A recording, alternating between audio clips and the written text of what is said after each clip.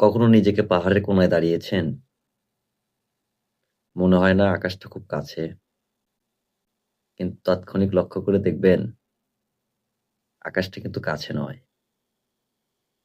ঠিক আমাদের জীবনেও আমরা যেসব মানুষের মধ্যে মিশি, অনেককেই মনে করি আমরা তাদের খুব কাছের কিংবা আমি তাদের খুব কাছের। কিন্তু আসলেও ঠিক ততটা ঠিক নয়। মানুষ কখনোই আপনার কাছাকাছি থাকবে ঠিক আছে কিন্তু কাছের কেউ নয়।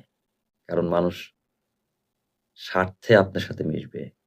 যতক্ষণ পর্যন্ত তার স্বার্থ হাসিল না হবে, ঠিক ততক্ষণ পর্যন্ত সে আপনার কাছের কিংবা আপনি তার কাছের। আসলে মূলত মানুষ মূলত একা। সেটা সেদিক থেকে আপনি চিন্তা করেন না কেন, আকাশের পাশে দাঁড়িয়ে কিংবা গাছের কোণায় দাঁড়িয়ে।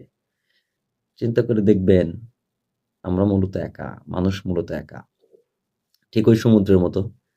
সমুদ্রে হাজারো মানুষ যায় তার মনের বাসনা কিংবা আকাঙ্ক্ষা কিংবা ক্ষোভ, আক্ষেপ বিলাস করার জন্যে। কিন্তু দিন শেষে দেখবেন সমুদ্রের পাশে কিন্তু একটা সময় কেউ থাকে না। সমুদ্র একা।